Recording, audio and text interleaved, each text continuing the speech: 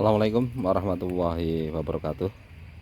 Selamat pagi menjelang siang kawan-kawan petani porang di seluruh Nusantara.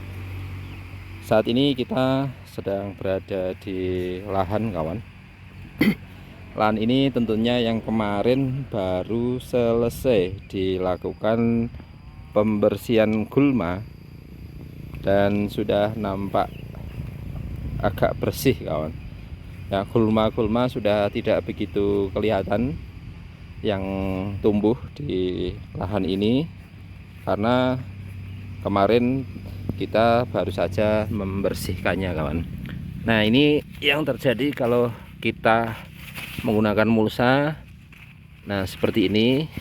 Ini pun tanamannya tertahan ya di bawah plastik mulsa, sehingga ketika kita jalan dan melihat ada beberapa mulsa yang cenderung menggunung, itu indikasinya adalah ada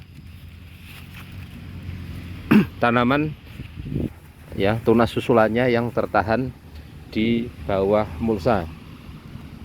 Oleh karenanya kita harus sering-sering jalan-jalan di daerah ini, terutama ketika pemunculan tunas susulan masih berlangsung.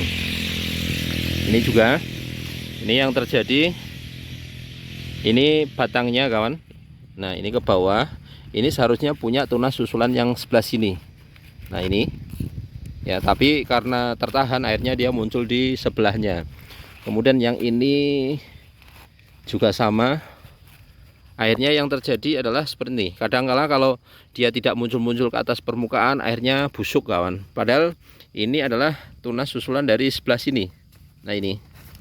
Nah, artinya ketika kita menanam porang menggunakan mulsa, maka sering-seringlah kita menengok lahan kita agar hal-hal yang seperti ini tidak terjadi.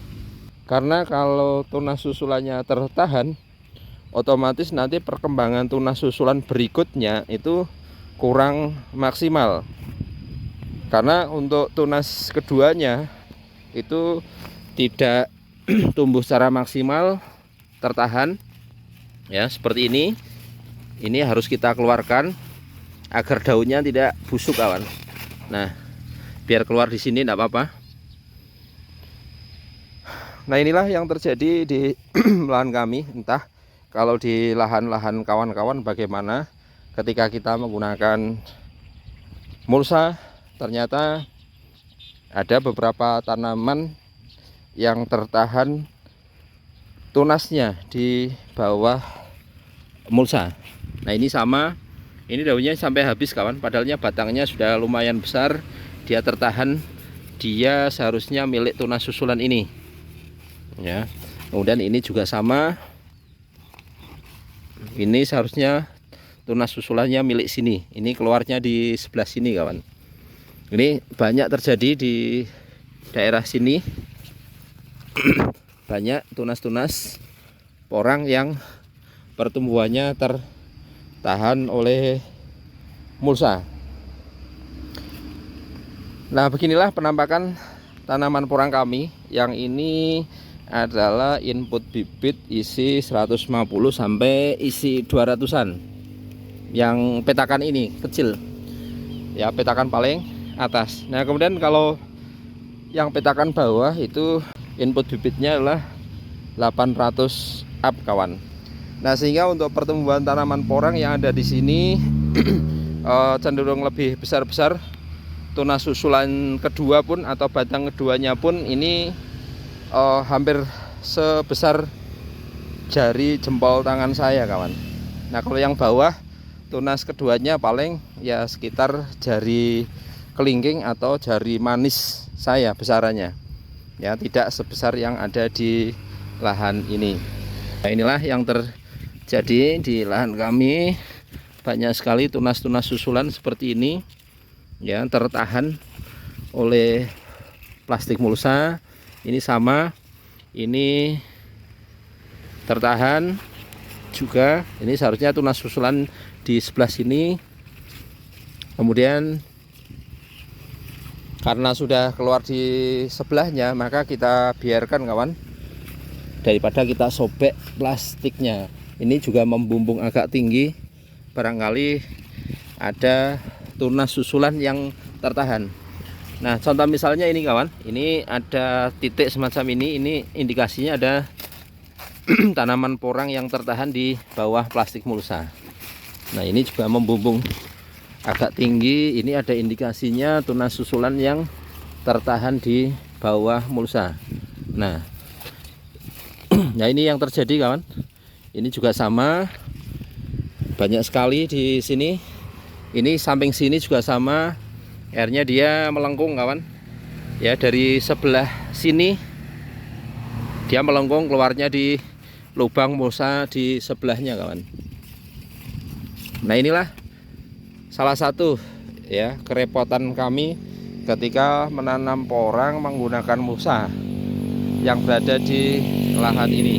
Kemudian yang di petakan sebelah sini itu, kalau petakan atas yang sebelah sana itu yang menggunakan katak-katak besar. Kalau yang sini yang tadi kita sampaikan isi katak kurang lebih 800 up kawan. Sudah bersih, sudah normal, sudah kelihatan tanaman porangnya.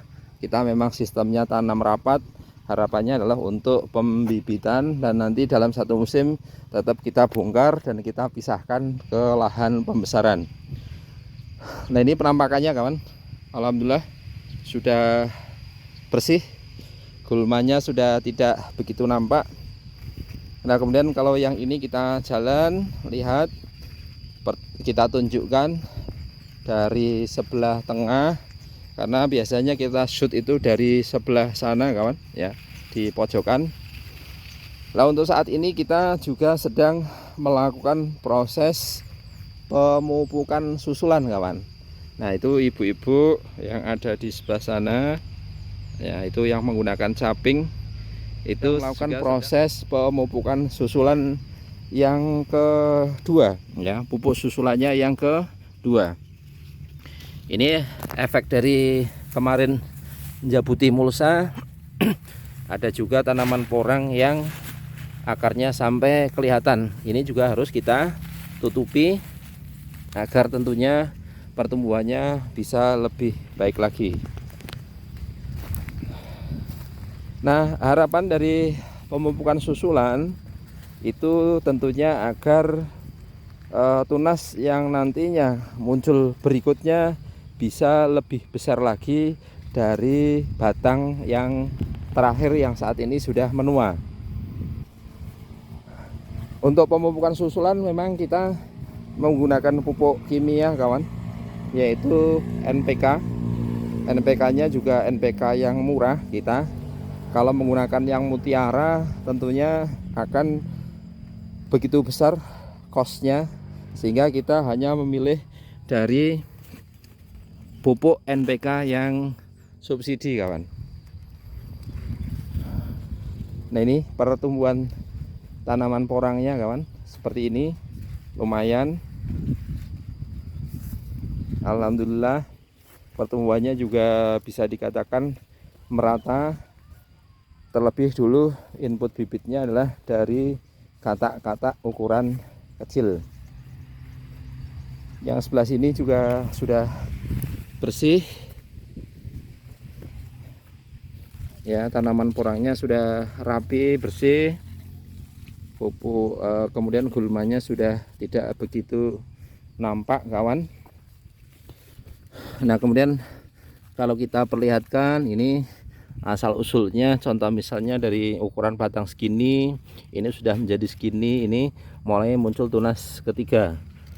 Nah, saat inilah adalah momen yang seharusnya paling pas untuk dilakukan proses pemupukan susulan, karena beberapa tanaman sudah mulai muncul tunas susulan yang ketiga.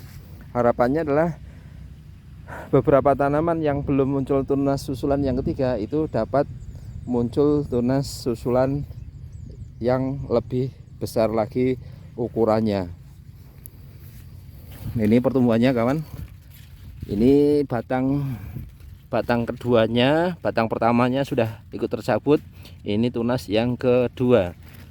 Kemudian ini batang pertamanya juga, ini kedua, ini ketiga. Kalau yang ini berarti ini pertama, ini kedua, kemudian ini calon ketiga. Banyak sekali sudah mulai muncul tunas susulan yang ketiga. Karena yang sebelah sini ini sudah mayoritas muncul tunas ketiga, sedangkan pupuk susulan baru akan dimulai. Ini ada sedikit pengurangan pembesarannya ya. Yang kemarin dari batang pertama ke batang kedua itu besarannya lumayan ya. Contoh misalnya ini batang pertamanya sebesar ini batang keduanya bisa dikatakan 8 ataupun 10 kali lipat dari besaran batang pertama. Tapi yang ini kurang begitu besar karena barangkali efek dimana pupuk susulannya agak sedikit terlambat untuk khususan yang bedengan ini.